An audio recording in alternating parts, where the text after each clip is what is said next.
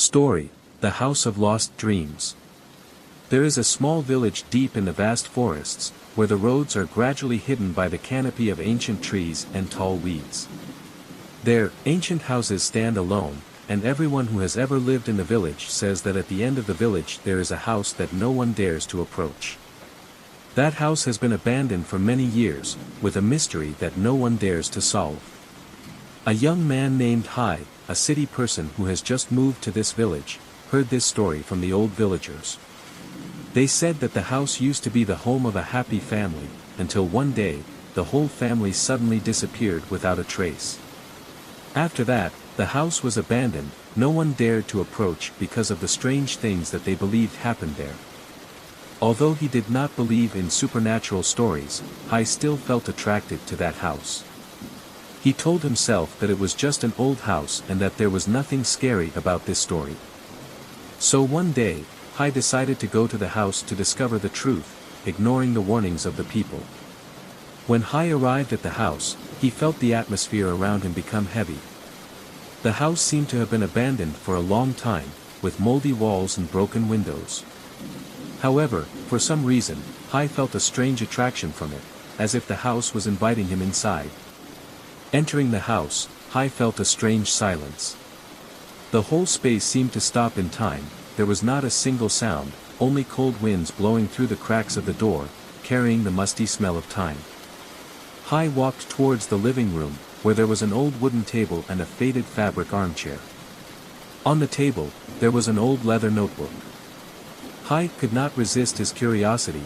He opened the book and found that it was a woman's diary. The first pages were about the happy days of the family in the house, but the last pages made him shiver. The lines began to become messy and confusing, full of predictions about a strange event that would happen, as if the writer had known about her own disappearance. Hai was startled when he read a passage that said, "When night falls, we cannot go out, and the house will never be a safe place again." Those lines seemed to be warning him of something, but Hai could not stop. He continued reading, and suddenly, the last sentence made him unable to help but be afraid. The mirror in the bedroom is the door to darkness. Hai felt a cold shiver run down his spine. He stood up, followed the directions in the diary and found the bedroom. The bedroom of the house was old and dim, but what made Hai stop was the large mirror hanging on the wall. It was not like a normal mirror, but had something strange, as if it did not reflect real images. Hai walked closer to the mirror, and suddenly, a strange feeling came over him. The mirror surface began to fade, then brighten strangely.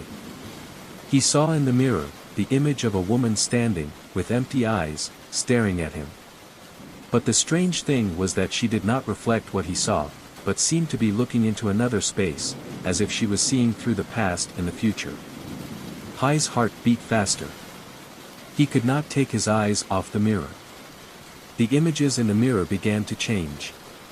He saw the woman's family gathered around the dining table, but suddenly, the room became dark, and they disappeared into a thick fog. Hai turned his head, but saw nothing but darkness. Suddenly, the mirror emitted a strange sound, like a whisper. "You can't escape if you look at me for too long." The voice stunned Hai, and he felt an invisible force pulling him closer to the mirror. Although he tried to flinch, he couldn't take his eyes off it. He heard footsteps behind him. When he turned around, he saw a blurry figure, the woman in the mirror.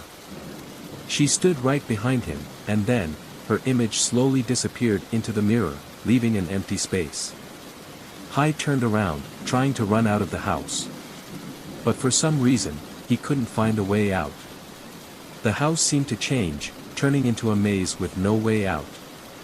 With each step he took, the space became more and more blurry, as if he was being drawn into an unstoppable vortex.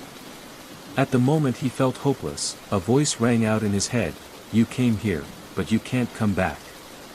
And then, when Hai woke up, he found himself lying outside the house, in the light rain. The house was no longer there. There was only the cold wind blowing, and a strange feeling in his mind. He had escaped, but had he really left the house, or had it been waiting for him to return?